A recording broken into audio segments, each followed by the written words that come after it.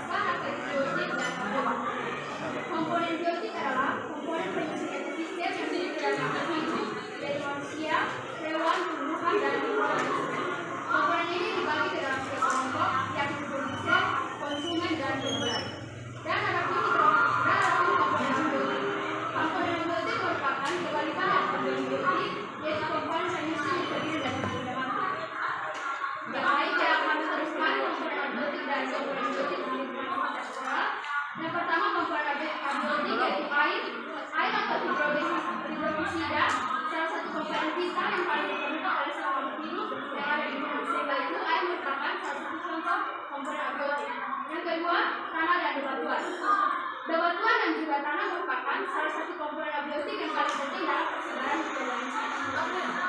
persebaran organisme. Oleh sebab itu, bebatuan dan tanah tidak bisa dipisahkan karena bebatuan tanpa ada tanah tidak akan bisa didapat oleh makhluk hidup. Yang kedua, komponen biotik. Komponen biotik yang paling sempurna adalah tumbuhan pinang. Tumbuhan pinang nama isinya adalah Adelia. Pinang merupakan salah satu komponen abiotik yang paling penting juga. Pohon pinang ini merupakan pohon yang sejenis pohon palma yang tumbuh di sekitar lingkungan sekolah. Yang berikut, kelompokan komponen biotik ini menjadi komponen biotik yang kami temukan menjadi kelompok produsen. Karena tanaman yang kami temukan yaitu pohon pinang yang nanti ada tanamannya sendiri. Sekian dari kami.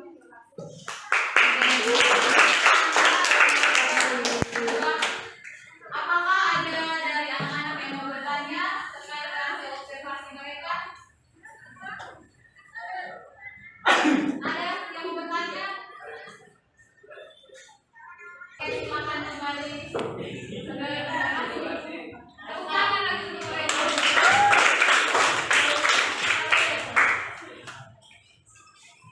Kalau mau berikut, kita membaca. Baik semuanya. Kami di sini akan mempresentasikan apa hasil dari diskusi kelompok kami. Terima kasih buat kesempatan yang diberikan buat saya. Saya perwakilan dari kelompok yang kedua. Nah, di sini kita akan membahas tentang ekosistem. Seperti yang sudah kita belajar tadi bahwa ekosistem merupakan suatu sistem ekologi yang terbentuk oleh hubungan timbal balik antar tak terpisahkan antar makhluk hidup. Jadi bisa dimengerti bahwa ekosistem itu adalah hubungan timbal balik antara kita manusia dengan lingkungan kita, tempat tinggal kita atau habitat tempat tinggal kita. Nah, di sini ada beberapa penjelasan yang sudah kita paparkan dalam slide ini. Teman-teman bisa lihat bagaimana ekosistem itu, pengertian ekosistem itu. Nah, di sini juga ada penggabungan dari setiap biosistem melibatkan interaksi timbal balik seperti yang sudah saya jelaskan tadi, bahwa antar organisme dan lingkungan fisik sehingga aliran energinya menuju pada suatu struktur biotik tertentu dan dari situ materi antara organisme dan juga anorganisme. Nah, matahari sebagai sumber dan semua energi. Dan ekosistem, organisme pada kontinus berkembang bersama-sama dengan lingkungan fisik sebagai suatu sistem. organisme kemudian beradaptasi lagi dengan lingkungan fisik. Sebaliknya organisme juga mempengaruhi lingkungan fisik untuk kelangsungan hidup. Jadi ekosistem ini sangat penting buat kita makhluk hidup. Karena apa? Di dalam ekosistem itu, dalam lingkungan itu, bagaimana kita sebagai makhluk hidup manusia mencari kelangsungan hidup kita dalam ekosistem tersebut. Nah, ekosistem ini ada beberapa komponen ekosistem. Yang pertama yaitu ekosistem abiotik dan juga biotik. Nah, teman-teman bisa lihat di sini, yaitu yang pertama komponen biotik. Komponen biotik pada suatu ekosistem adalah makhluk hidup itu sendiri. Sebab ekosistem tak pernah terbentuk tanpa adanya makhluk hidup. Jadi dalam ekosistem itu tidak akan pernah terbentuk, tidak akan pernah ada kalau tidak dibantu oleh makhluk hidup itu sendiri. Nah, yang berikutnya itu komponen abiotik. Komponen abiotik yaitu komponen yang tak hidup. Dengan kata lain, komponen abiotik adalah komponen yang terdiri dari benda-benda mati. Benda-benda bukan makhluk hidup, tetapi ada di sekitar kita untuk mempengaruhi kelangsungan hidup kita, seperti batu, air. Nah, itu adalah benda-benda mati yang membantu kita sebagai makhluk hidup untuk bertahan hidup dalam ekosistem itu sendiri. Nah, yang berikut ada beberapa komponen biotik. Nah, komponen biotik seperti tadi dari komponen ekosistem ada abiotik dan juga biotik. Nah, dari biotik ini terbagi menjadi 4 lagi, ada 4 unsur. Nah, 4 unsurnya itu ada yang pertama produsen. Nah, sini teman-teman bisa lihat kita sudah dapatkan, yaitu produsen. Produsen adalah makhluk hidup auditor yang dapat membuat makanannya sendiri dari zat organik yang ada di dalam melalui proses fotosintesis. Makhluk hidup yang berperan sebagai produsen dalam rantai makanan adalah seperti alga dan juga tumbuhan hijau. Jadi teman-teman bisa lihat sendiri di sini, sepertinya kami sudah membahasnya cukup jelas. Yang kedua yaitu konsumen, yaitu makhluk hidup yang tergantung pada makhluk lain karena tidak bisa memproduksi makanan sendiri seperti produsen. Maka dari itu, untuk menjaga kelangsungan hidupnya, konsumen bergantung pada organisme lain. Yang berikutnya yaitu dekomposer atau pengurai, adalah organisme yang memakan organisme mati dan produk-produk limbah dari organisme lain. Pengurai membantu siklus nutrisi kembali ke ekosistem yang lainnya. Dan yang keempat adalah detritivor atau pemakan bangkai, adalah organisme heterof yang memperoleh energi dengan cara memakan sisa-sisa makhluk hidup. Dengan begitu, mereka merupakan pengurai dan berkontribusi dalam siklus hara. Nah, teman-teman juga bisa lihat ini di sini. Setelah saya menjelaskan ada 4 unsur dari biotik itu, kita ada teman-teman tadi mungkin mendengar bahwa ada kesamaan antara dekomposer dan juga detritivor. Nah, sini akan menjelaskan tentang perbedaan dari kedua unsur itu, yaitu dekomposer menguraikan bahan organik secara eksternal, yaitu memecahkan bahan organik melalui reaksi biokimia. Sementara detritivor mencerna bahan organik secara internal atau di dalam tubuhnya supaya mendapat nutrisi. Nah, sekian dari kelompok kami. Terima kasih. Mungkin ada tambahan atau juga pertanyaan dari ibu guru dan juga teman-teman.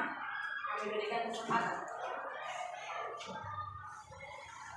Ayo anak-anak, ada yang bertanya? Silakan. Tidak ada yang bertanya? Oke, kalau begitu ibu yang bertanya. Dari yang sudah dijelaskan tadi, kira-kira yang anak-anak temukan di lingkungan sekolah itu apakah ada yang termasuk ke detritivor dan dekomposer? Ada yang tidak? Kira-kira apa? Ada itu seperti satu tanah dan juga raya. Kalian menonton ini video yang di Altopedia juga? Oke, baik. Cukup untuk ibu punya pertanyaan. Terima kasih, ibu kasih bintang 5. Terima kasih. Jawaban dari tugas-tugas yang diberikan oleh ibu guru. Kemudian kalau dalam pembelajaran itu sendiri, kami sendiri bisa mengingat. Biasanya pelajaran yang habis dijelaskan oleh ibu guru mungkin tadinya tersatu saja. Tapi kalau pelajaran hari ini, menurut saya sangat efektif karena bukan hanya dijelaskan oleh ibu guru, bahkan teman-teman itu kami membahas materi yang sama dengan cara yang berbeda-beda sehingga membuat kami itu mengingat dan bisa berguna untuk kedepannya. Dan terima kasih banyak untuk mendengarkan hari ini. Terima kasih, tepuk tangan dulu.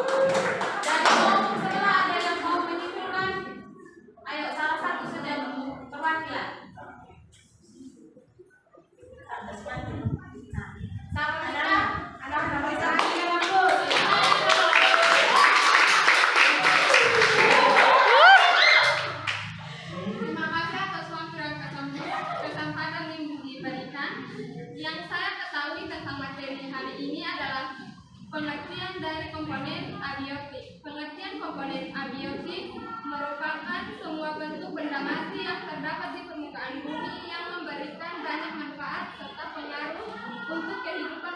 manusia dan juga makhluk hidup lainnya.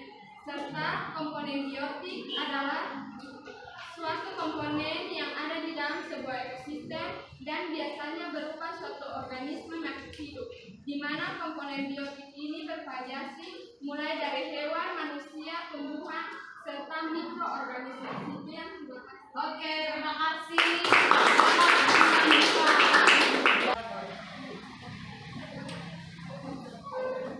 Satu, dua, tiga.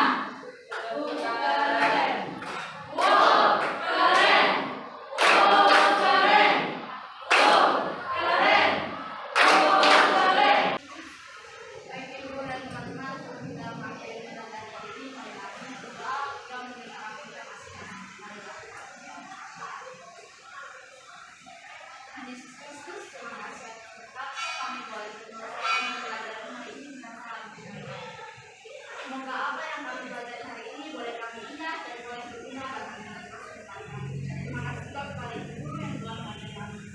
Terima kasih dan sembahyang kami demi Kristus Tuhan dan Tuhan kami. Amin.